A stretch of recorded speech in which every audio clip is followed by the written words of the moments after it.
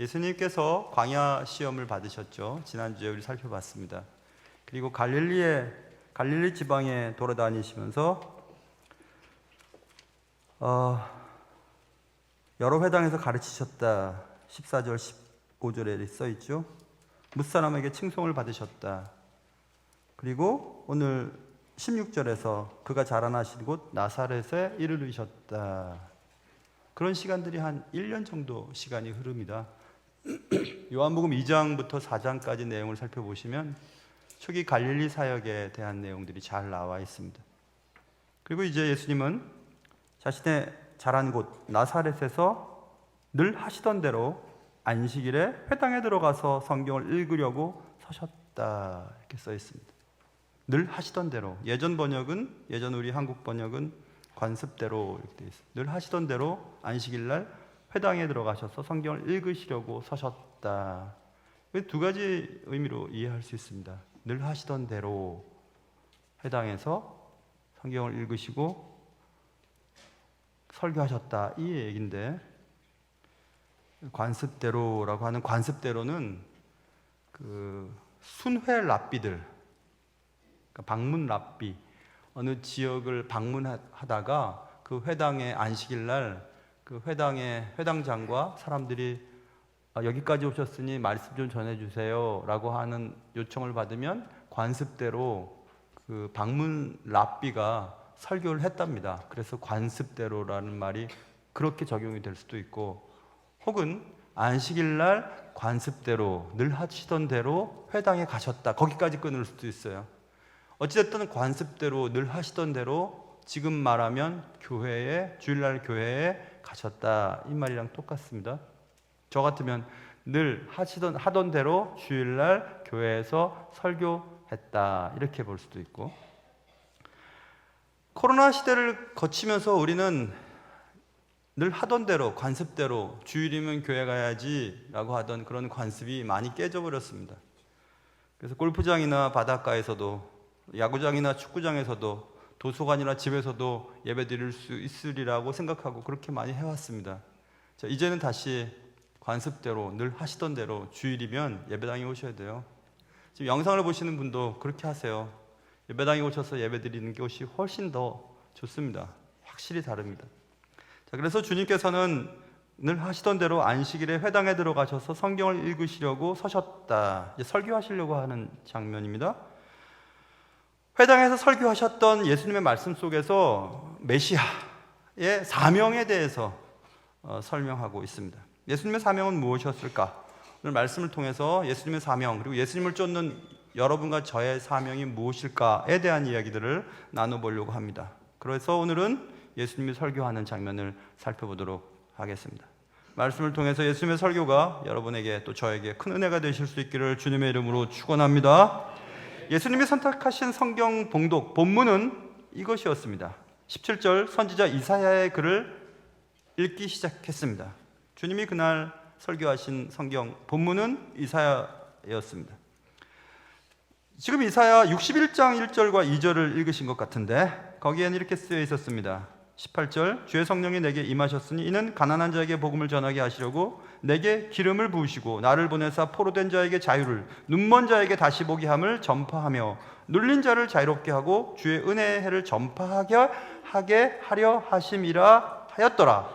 이것은 메시아가 오신 목적에 대해, 오실 메시아가 이 일을 위해 오실 것이다 하는 내용의 말씀이었습니다. 쉽게 보면 가난한 자에게 복음을 전하게 하시려고 이것이 목적이었습니다. 메시아는 설교하기 위해 오신다. 무엇 때문에 설교하시는가? 그것은 그 뒷부분에 나오는 부분. 포로된 자에게 자유를, 눈먼 자에게 다시 보게 함을, 눌린 자를 자유롭게 하고, 요약하면 자유를 주시기 위해서입니다. 예수를 믿으면 달라지는 것이 있는데 가장 큰 변화는 저 같은 경우는 여러분도 마찬가지겠지만 자유케 됐다는 겁니다. 예수를 믿으면 자유롭게 됐어요. 내 자신에 대해서도 당당하고 다른 사람의 비판이나 견해에 대해서도 그렇게 박해 영향을 받지 아니하고 특별히 우리를 제일 두렵게 만드는 죽음에 대해서도 자유로운 마음을 갖게 됩니다. 이 죽음이 그리 두렵긴 하나 그리 우리를 붙잡아 매지는 않습니다. 그래서 자유롭게 된다 이렇게 말씀하고 있어요. 삶에서 자유, 죽음에서 자유, 이런 자유를 얻게 하기 위해서 메시아가 올 것이다. 이 예언의 말씀을 주님이 읽으셨어요. 읽으신 내용은 메시아의 사명이죠. 근데 그 메시아의 사명이 20절 보면 책을 이제 덮으시고 그 맡은 자에게 주시고 앉으시고 회당에 있는 자들이 다 주목하여 보더라. 이제 설교 시간입니다. 성경을 읽을 땐 다 일어났습니다. 성경 봉독자도 일어나서 읽고 성경 말씀을 설교할 때는 설교자는 앉았고 또 앉은 자 발밑에서 회중들은 주목하여 봤다. 이렇게 당대의 회당의 설교는 그렇다고 전해져 오고 있습니다. 그래서 주님께서는 이제 읽은 본문 말씀에 따라 설교를 하기 시작하십니다. 회당에 있는 자들은 다 주목하여 보았다. 여러분도 저도 오늘 설교할 때 뭐 제 얼굴 뭐 볼 게 있습니까? 그러나 저에게 주목하는 이유는 저의 입을 통해서 전달되어지는 하나님의 말씀에 주목하려고 하는 것 아니겠습니까? 그 회중이 해야 할 일은 저를 주목하는 것입니다. 그래서 주목하였다. 그때 주님이 이제 설교하십니다. 이렇게 짧은 설교를 하실 수 있을까? 설교의 내용은 이렇습니다. 보세요. 21절, 이에 예수께서 그들에게 말씀하시되, 예수님의 설교입니다. 설교 내용은 이 글이, 지금 읽은 이 글이, 이사야에 있는 이 글이 오늘 너희 귀에 응하였느니라 라고 말씀하십니다. 이게 설교 내용이었어요. 메시아의 도래, 메시아의 사명에 관한 이 말씀이 오늘 너의 귀에 응했어. 이 말은 지금 너희가 보고 있는 내가 그야, 메시아가 나야, 이 얘기를 하시는 겁니다. 이렇게 짧은 설교. 예수님의 첫 설교는, 나사렛에서의 첫 설교는 자신에 관한 것이었습니다. 이 설교를 듣고 회중의 사람들, 아까 말씀드렸죠. 나사렛은 예수님의 탄생한 베들레헴과 달리 예수님이 자란 곳입니다. 예수님의 고향이에요. 그래서 나사렛의 회당에 모인 회중의 사람들은 예수님이 어렸을 때부터 자라온 것을 다 보았던 사람들입니다. 그래서 그 사람들이 놀랍게 여겼다. 이르되 22절, 이 사람이 요셉의 아들이 아니냐? 아니 저 예수가 어릴 때 태어난 것도 난 봤고 자라면서 목수일을 한 것도 보았고 그의 아버지 아들로 목수일을 배우면 여기까지 살아온 것도 다 봤는데 요셉의 아들인데 뭐? 메시아라고? 이런 놀라운 마음을 가졌다. 이렇게 쓰여 있습니다.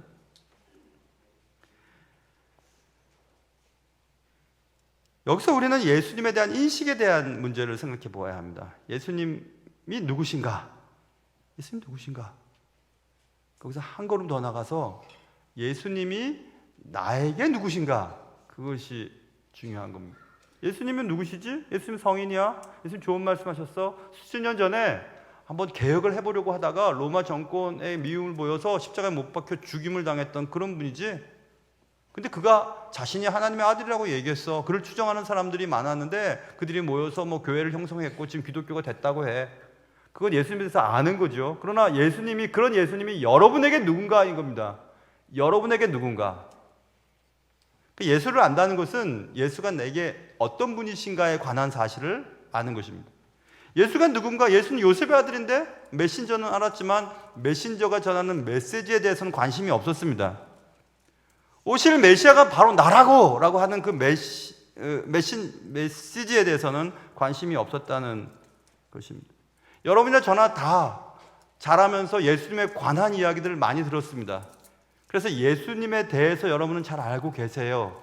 그런데 예수에 관해서 알고 있는 여러분과 제가 얘기를 나눠보면 내가 믿는 예수와 당신이 믿는 예수와 우리가 믿는 예수가 다른 경우들이 많습니다. 그렇다면 그것은 왜곡된 예수를 우리가 믿고 있다는 것입니다. 성경에서 말씀하고 있는 예수와 다른 왜곡된 예수, 뒤틀린 예수를 우리가 믿고 있는데 그것은 우리가 자란 환경과 전통이나 집안 사정이나 또 우리가 다닌 교회의 교단적인 특성에 따라서 달라질 수 있다는 사실을 우리가 기억해야 합니다. 예수는 누굴까? 예수는 메시아인데, 오신 메시아인데 그는 가난한 자에게 복음을 전하게 하시려고 기름을 부으시고 나를 보내셨는데 포로된 자에게 자유를, 눈먼 자에게 다시 보게 함을, 눌린 자를 자유롭게 하기 위해서 오셨다. 왔다. 내 사명이다. 이렇게 주님 말씀하셨어요. 그래서 예수님은 정말 가난한 자, 눈먼 자, 포로된 자, 눌린 자, 이런 분들은 다 우리가 그렇게 매력적이지 않은 사람들의 모임 가운데 들어있는 사람들입니다. 여성의 어떤 위치, 여권 신장이 많이 됐지만 여성은 아직도 불균형적이고 평등하지 못하다는 것을 여러분은 다 알고 있습니다. 저도 알고 있습니다. 또 여권 신장이 되어 있지 않는 나라는 아직도 여성에 대한 혐오가 있습니다. 인종차별에 대한 문제도 여전히 존재합니다. 똑같은 사람인데 피부 색깔에 의하여 우리는 고개가 숙이기도 하고 고개를 빳빳하게 내놓기도 하고 이렇습니다. 뭐 때문에 그런 차별이 생겼을까? 난민에 대한 것들은 어떻습니까? 수년 전 제주도에 예멘 난민들이 들어왔을 때 우리는 얼마나 반대를 하고 함부로 얘기한 사람들이 많이 있어요. 그 중에 기독교인들, 보수적인 기독교 교단의 지도자들도 꽤 많았습니다. 성소수자에 대한 문제도 마찬가지죠. 분명히 동성연애는 금지된 것이고 잘못된 것은 틀림없으나 성소수자의 개개인의 영혼에 대한 관심에 대해서 우리는 얼마나 관심을 가지고 있을까? 남성 여성이라고 하는 것에서의 여성, 혹은 인종차별 속에서 피부가 조금 검은 자들에 대한 생각들, 또 타종교에 대한 문제들도 마찬가지죠. 난 기독교인이니까 당신 같은 사람들은 이건 말도 안 돼. 교류도 할 수 없어. 그래서 소위 신앙이 좋다고 하는 자들이 불성을 깨거나 그리고 함부로 얘기하는 경우들, 난민에 대한 태도, 성소수자를 판단하고 배제하고 혐오하는 그런 모습들 속에서 우리는 얼마나 예수님이 원하는 삶과는 다르다는 것을 알 수 있어야 합니다. 예수님은 분명히 포로된 자, 눈먼 자, 눌린 자, 가난한 자들을 위해 오셨다고 말하는데 지금 얘기하는 그들 가운데 조금 전에 설명했던 그 모든 사람들 다 들어있습니다. 일반적인 사람들로부터 눌려있는 성적 정체성에 혼란스러운 자들, 물론 그들이 선택을 하든지 죄 때문이든지 어쨌든지 그들은 구원해야 될 사람들 아닐까요? 우리가 다가가야 할 사람들은 아닙니까? 난민들은 어떻고 또 인종적인 차별에 대한 문제들은 어떻게 우리가 접근해야 하는 것입니까? 분명히 예수님은 그들을 위해 오셨고 그들을 자유케 하기 위해 오셨다고 말씀했는데 우리는 그들을 배제합니다. 혐오합니다. 우리와 다른 존재라고 잘라내버립니다. 그게 왜곡된 예수를 믿고 있는 우리는 아닐까 이런 생각을 해봤습니다. 우리 분명히 예수님의 메시지를 봐야 합니다. 예수님 뭐 때문에 사셨는지, 예수님은 분명히 모든 자들과 특별히 매력적이지 않은 사람들과 함께 잘 살아가기를 바라고 계셨습니다. 의미 있는 삶을 살기 위해 예수처럼 살아라. 예수가 뭘 하셨는데 예수는 가난한 자에게, 눌린 자에게, 포로된 자에게, 소외된 자에게 찾아가서 그들과 함께 잘 살아보려고 우리에게 복음을 주셨습니다. 예수님을 안다는 것은 예수님이 정말 원하셨던 삶이 무엇인지를 발견해야 합니다. 메신저, 저 사람도 예수 요셉의 아들이야. 내가 다 봤어 어릴 때. 메신저를 바라보다가 메시지를 잃어버린 이런 경우들이 많이 있습니다. 메신저에 대한 잘못된 인식은 우리가 은혜를 받는 일에 장애물로 존재하게 됩니다.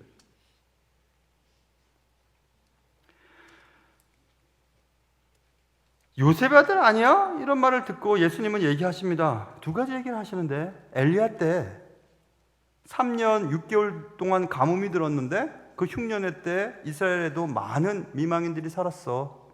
그런데 엘리야는 이스라엘의 많은 미망인들에게 보냄을 받지 않고 오직 시돈 땅에 있는 26절입니다. 사렙다의 한 과부에게 갔어. 엘리사 때는 어땠니? 엘리사 때도 여러 명의 나병 환자들이 이스라엘에 존재하고 있었어. 그러나 수리아 사람, 오직 수리아 사람 나만에게만 나병 환자가 낫게 되는 일들이 있었지 않았냐? 라고 말을 하자 회당에 있던 자들이 이것을 듣고 다 크게 화가 났다. 회당에 있었던 사람들은 유대인들입니다. 유대인들은 민족적으로, 혈통적으로 특별히 구원받은 하나님의 자녀라고 믿었던 사람들이었어요.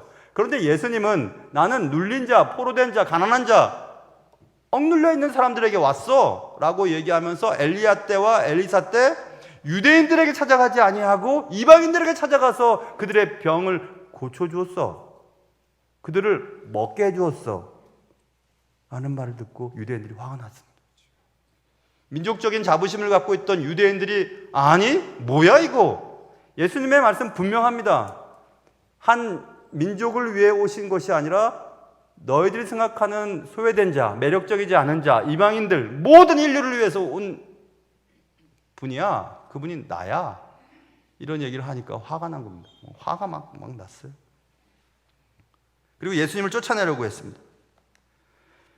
동네 밖으로 쫓아내었다. 29절. 그리고 그 동네가 건설된 산 낭떠러지까지 끌고 갑니다. 예수님을 막 끌고 갑니다. 무리들이 끌고 갑니다. 끌고 가서 밀쳐 떨어뜨려 죽이려고 했다. 29절에 쓰여 있습니다. 설교자가 예수님께서 회중을 살려보려고 했던 그 설교가 회중을 분노케 했고, 회중은 말씀을 전하고 있는 예수, 설교자를 죽이려고 했다. 이렇게 말씀하고 있습니다. 이게 오늘날도 마찬가지입니다. 듣고 싶은 얘기만을 들으려고 하는 회중과 들려줘야 될 말씀을 전달하려고 하는 설교자가 부딪히면 어떻게 되는가? 설교자가 위축돼요. 지금 이제 제가 우리 교회에서 15년째 섬기고 있으니까 이제 저에 대해서 대부분 아세요. 장로님들도 절 되게 좋아하고, 저도 뭐 너무 좋아하고, 권사님들도 제가 하는 말 대부분 다 이해하세요. 처음에는 안 그랬어요. 처음엔 제가 얘기하는 말 때문에 막 화가 나가지고 설교 시간 끝나고 저 로비에서 계단 내려가는 참에 막 화를 내고 막 소리 지르고 그런 분들이 꽤나 많았습니다. 아니, 생각해 보십시오. 여러분들이 있어서 설교를 하는데 그 설교의 내용이 본인의 상황과 본인의 형편과 딱 맞아떨어졌다고 해서 누군가 목사님에게 내 얘기를 다 했구나. 그리고 목사님은 나 들으라고 찍어내는 설교를 했구나. 표적 설교를 했구나. 그분의 말씀은 사실은 죄송합니다. 이 단어가 별로 좋은 단어는 아닌데 실제로 그런 말씀을 하셨어요. 목사님, 왜 까는 설교를 합니까? 그러면 그랬어요. 까는 설교가 뭔지는 잘 모르겠어요. 그래서 막 왜 까냐고 그런 얘기를 해서 뭘 까는 설교라고 하는 걸까 생각을 했었습니다. 여러분 보세요. 메시지에 집중하지 아니하고 메신저에 대해서 공격을 하는 일들이 벌어지는 겁니다. 그러면 위축당한다는 거예요. 그래서 한국교회의 메시지가 약해지는 것은 성도들의 눈치를 보기 시작하는 겁니다. 교회 내에 소위 힘 있는 자들의 눈치를 보기 시작하는 거예요. 그러면 안 됩니다. 절대 그러면 교회가 살아날 수가 없습니다. 최근에 어떤 읽은 책에서 그런 얘기가 있었어요. 어떤 교회도 막 영적으로 너무 힘이 든 교회인데 그 교회에 어떤 목사님 부임을 해서 막 영혼을 살리기 위해서 열심히 설교를 했답니다. 열심히 설교도 어느 날 설교가 잘 되는 것 같아요. 성도들도 반응이 대단히 좋았고. 그래서 이제 우리 교회가 여기서 앉아서 이렇게 주저앉아 있으면 안 됩니다. 일어나야 됩니다. 그랬더니 막 여기저기서 아멘, 아멘, 아멘 막 그랬어요.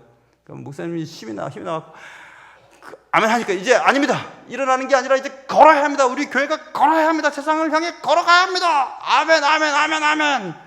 시 났잖아요. 그래서 더 나가는 겁니다. 아닙니다. 이 교회가 이제 걷는 게 아니라 뛰어야 합니다. 세상에 뜁시다. 아멘, 아멘, 아멘, 아멘 막 하는 겁니다. 시 났어요. 아닙니다. 교회는 이제 날아가야 합니다. 세상에 날아가야 합니다. 아멘, 아멘, 와. 그랬어요.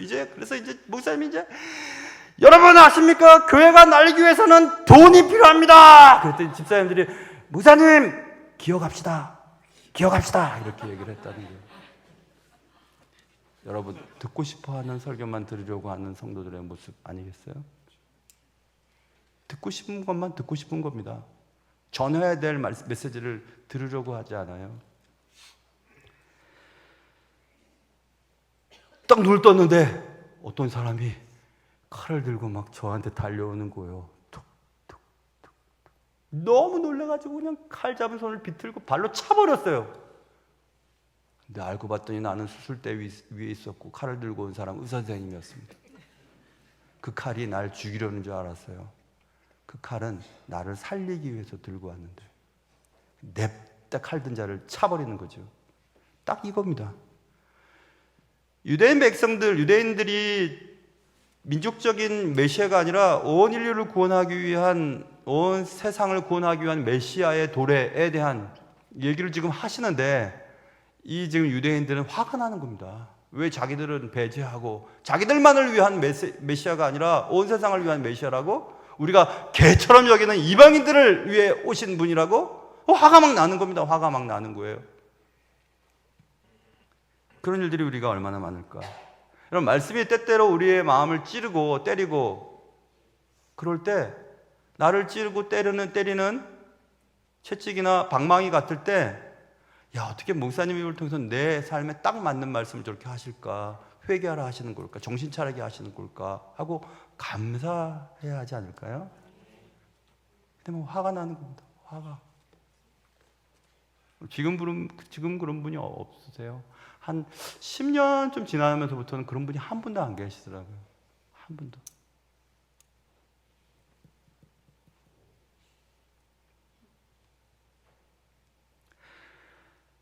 그래서 이제 예수님을 죽이려고 막 낭떠러지까지 끌고 갔습니다. 그런데 30절, 예수께서 그들 가운데로 지나서 가시니라.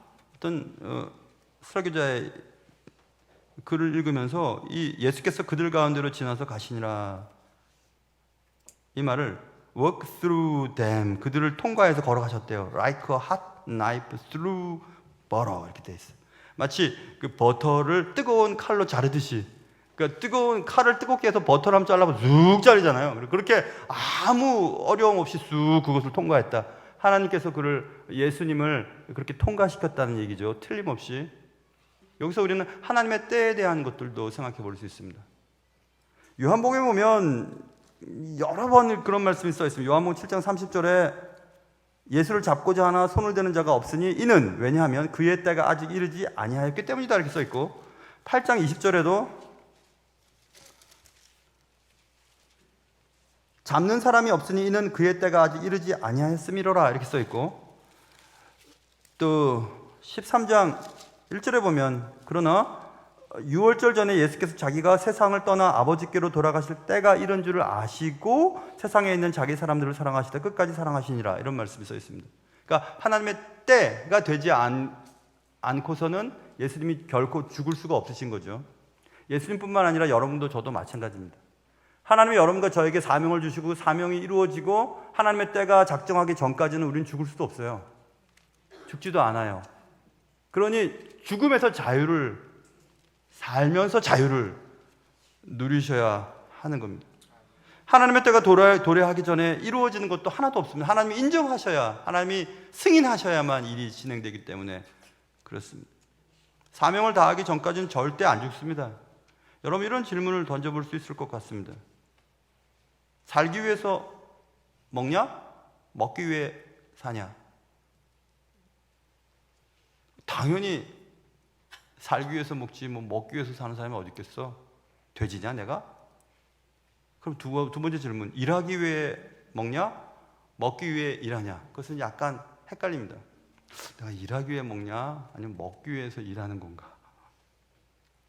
세 번째 질문, 사명. 저 같으면 목회고, 여러분들도 사명이 있지 않습니까? 엄마로서, 아빠로서, 뭐 어떤 사회적인 어떤 조직체에서 어떤 역할을 감당하고 있지 않으세요? 그건 여러분에게 사명인데, 그 사명을 위해서 드세요? 먹고 마시고 잠도 자고 건강관리도 하시는 겁니까? 아니면 먹기 위해 사명이나 저 같으면 목회를 수행하고 있는가?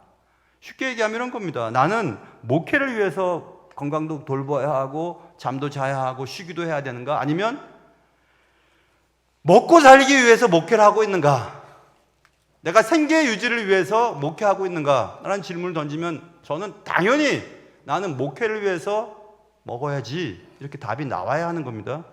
그건 목회뿐만이 아니에요. 여러분이 맡겨진 그 사명을 위해서 먹는 겁니다. 그렇다면 사명이 중요해요? 먹고 사는 것이 중요해요? 사명이 중요하지 않습니까? 그러니까 사명을 발견해야 삶의 자신감이 생기는 겁니다. 내가 이 일, 하나님이 내게 맡기신 이 일을 감당하기 위해 건강도 관리하고 잠도 자야 하고 그래야 되는 거지. 그렇기 때문에 공부를 하든 일을 하든 뭘 하든 사명감에 불타서 일을 할 수 있는 겁니다. 미국 애틀란타에 어떤 젊은 설교자가 가슴에 불이 붙어가지고 여기저기 다니면서 전도를 했더랍니다. 제가 읽었어요. 젊은 설교자의 그 얘기를. 그런데 막 여기저기서 막 복음을 전하는데 애틀란타에 무슬림 사람들이 모여있는 그 동네가 있었답니다. 어떻게 하다 거기에 이제 복음을 전하는데 사람들이 모이기 시작했죠. 사람이 듣는 것 같은데 어떤 저쪽에 시커멓고 막 무서운 사람이 막 노려보고 있었답니다. 노려보고 있는데 막 설교를 하다가 잠깐 쉬었을 때 이 사람이 다가오더니 이렇게 얘기했답니다. 설교를 지금 당장 중단하지 않으면 후회할 일들이 생길 거야. 그 말을 들으니까 얼마나 무섭던지. 그리고 갑자기 무서운 생각이 들어서 손을 주머니에 딱 넣고 잠시 기도했답니다. 하나님 앞에. 하나님, Lord, if this is it, then I entrust my eternal destiny to you. 이렇게 얘기했대요. 이 말은 이런 겁니다. 주님, 여기가 만약에 끝이라면, 지금 여기가 끝이라면 나의 영원한 운명, 데스티니, 운명이죠. 운명을 당신께 맡깁니다. 이렇게 짧게 기도했대요. 그리고 계속 설교했답니다. 그리고 우리가 기대하는 대로 그 젊은 설교자는 죽지 않았어요. 제가 이 글을 읽으면서 생각해 봤습니다. 설교한 뒤에 막 소리 지르고 까는 설교하지 말라고, 설교 나 듣기 위해서 하냐고 막 그렇게 가끔씩 이 얘기한 것은 아직도 제 마음속에 상처가 회복되지 않은 것 같아요. 근데 전 상당히 이 데미지를 입은 것 같아요. 야, 설교를 끝나고 또 누가 이렇게 소리를 지를지 모르는데, 초창기 때 우리 교회입니다. 지금 그런 분은 안 계세요. 제가 소리 지르죠. 왜 설교 시간에 조지냐고 막 이렇게 제가 지금까지 그렇게 한 분은 없는데, 그래서 제가 생각해 봤습니다. 나무야, 나무는 제 이름입니다. 나무야, 너는 설교하면서 계속 설교하면 너 죽을 거야. 그런 사람 있었어? 없었는데요. 근데 왜 겁먹고 그만두려고 했지? 정말 제가 그만두려 했거든요. 우리 교회 사역 못하겠다.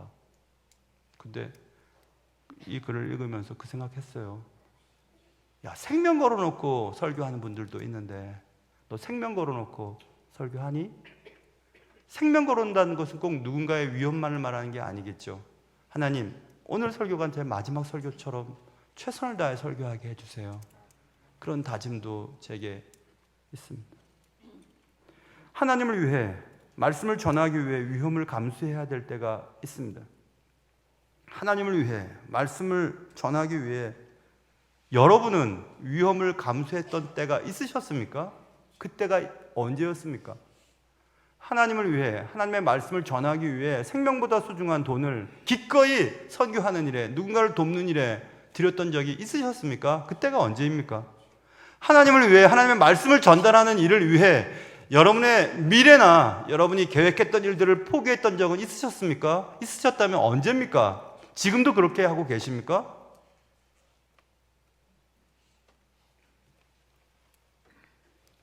예수님은 말씀을 전하시고 자신을 죽이려고 했던 그들, 정말 죽을 뻔했던 그들의 그런 경험이 있었지만, 다음 주 본문이지만 31절 딱 넘어가 보면 갈릴리의 가버나움 동네 내려와서 안식일에 가르치심에 여전히 가르치십니다. 그는 그의 사명을 다하기까지 그 일을 멈출 수 없기 때문이었습니다. 아니, 예수님께서 설교하셨는데 이런 반응을 보인다고? 예수님이 그렇게 하셨는데, 예수님이 그렇게 말씀하셨는데도 그런 반응을 보였다고? 그러니 저 같은 사람이 설교했을 때 어떤 반응이 나온들 전혀 이상하지 않겠구나라는 생각을 제가 해보았습니다. 그런 노래 있지 않아요? 죄인들을 위하여 주님 찾아오셨네. 주 안에 생명 있네. 죄인들을 위하여 주님 찾아왔으나 사람들 용접 안 했네. 가장 슬픈 노래입니다. 여러분, 예수님을 믿는다는 것은 단지 그냥 수용하는 것, 영어에서 acceptance라고 하죠. 수용하는 것을 말하는 게 아니에요. 인정해. 용납해. 내 마음에 받아들일 수 있어. 그분 정말 괜찮은 분이지. 그 정도는 할 수 있습니다. 그러나 embracing이라고 하는 단어 있어요. 영어에. 포용이라고 하는 단어인데 포용은 영접이라고 하는 말이 들어있어요. 그러니까 성경적인 의미에서 영접은 그분을 포용하는 것을 말하는 겁니다. 그래서 요한복음에 있는 말씀처럼 자기 땅에 오매 자기 백성이 영접하지 아니하였다 이런 말입니다. 수용합니다. 용납할 수 있어요. 받아들일 수 있습니다. 요셉의 아들이야. 얼마든지 예수에 대해서는 알고 있었습니다. 그러나 그를 영접하지는 않았습니다. 그분이 나의 메시아고 구원자이고 우리를 위해 오신 분이라는 것을 영접하지 않았다. 영접하는 자, 곧 그 이름을 믿는 자들에게는 하나님의 자녀가 되는 권세를 주셨으니 이는 혈통으로나 육적으로나 사람의 뜻으로 나지 아니하고 오직 하나님께로부터 난 자들이니라. 분명히 써 있습니다. 여러분 오늘 예수님의 설교를 듣고 어떻게 하시겠습니까? 난 가난한 자들과 눌린 자들과 포로된 자들을 위해서 왔어. 그들에게 주의 은혜를 선포하기 위해서 왔어 라고 하는 주의 말씀을 듣고 어떻게 반응을 보이시겠어요? 우리가 예수님을 쫓는 자라면 그런 자들을 찾아가고 그런 자들을 돌보주고 그런 자들을 자유케 하는 일을 해야 하지 않겠습니까? 그런데 우리는 왜곡된 예수관을 가지고 있으면서 여전히 우리는 예수님과는 다른 쪽으로 가고 있습니다. 다른 쪽으로 움직이고 있어요. 우리만 이렇게. 분명히 인종적인 차별을 받고 있는 그들은 눌린 자입니다. 남성에 비해 여성은 아직도 눌린 자입니다. 그리고 마약이나 또 성의 어떤 잘못된 왜곡된 성의 취향을 가진 자들은 분명히 포로된 자들입니다. 영적으로 육적으로 가난한 자들은 아직도 많이 존재하고 있습니다. 제3세기에 아프리카에 동남아시아에 너무너무 많은 자들은 가난한 자들입니다. 돈은 많이 가지고 있지만 참된 자유를 누리지 못하는 진짜 영적으로 굶주린 자들이 너무 많이 있습니다. 그들을 찾아야 되지 않겠어요? 그들에게 참 자유를 주기 위해 주님이 오셨다면 우리도 예수님처럼 그렇게 해야 되지 않겠습니까? 그것이 오늘 주님께서 설교하신 내용이었습니다. 예수님의 설교 내용을 듣고 우리의 삶이 좀 달라져야 하겠습니다. 설교에 대한 내용을 들으면서 그런 생각도 해보았어요. 어떤 분이 쓴 글에 제가 메모를 했었었는데 그분은 매일매일 설교를 듣는답니다. 그 설교는 이런 설교였어요. 매일 내가 눈을 떴을 때 온 세상에서 하나님을 찬양하고 하나님을 노래하는 설교를 듣는다. 지저귀는 새소리, 움직이는 구름, 흔들리는 나뭇가지, 불어오는 바람, 그리고 다른 사람 속에 숨겨져 있는 하나님처럼 아름다운 형상들, 훼손되지 않는 하나님을 닮은 성품들, 그 속에서 하나님이 우리에게 요구하시는 설교 말씀을 듣는다는 것이었습니다. 사랑하는 성도 여러분, 예수님께서 오늘 설교하십니다. 내가 이것 때문에 왔으니 너희도 이렇게 살아달라고 말씀하고 있습니다. 예수님의 설교 말씀을 듣고 아멘으로 화답하고 주님이 원하시는 삶을 살 수 있는 여러분과 제가 될 수 있기를 주님의 이름으로 축원합니다. 하나님 아버지, 죄인들을 위하여 주님 찾아왔으나 사람들은 영접 안 했다고 했습니다. 예수님의 말씀, 예수님이 오신 목적은 분명한데 그 말씀 듣기보다는 말씀을 전하는 예수, 나 예수에 대해서 알아, 요셉의 아들이야 라고 얘기하며 말씀을 듣지 않았던 유대인들, 그들은 결국 말씀을 전하는 예수님을 죽이려고까지 했습니다. 사랑하는 주님, 주님이 이 땅에 오신 목적을 이루기 위해 우리가 이 땅에 보내졌다면 우리의 가진 것과 우리의 여러 가지 것들을 사용하여 가난한 자들과 또 눌린 자들과 포로된 자들과 주님이 필요한 자들을 찾아 그들을 구원해내는 일에 우리의 가진 것들과 시간과 재물을 사용할 수 있는 우리들 되게 도와주옵소서. 예수님의 이름으로 기도합니다.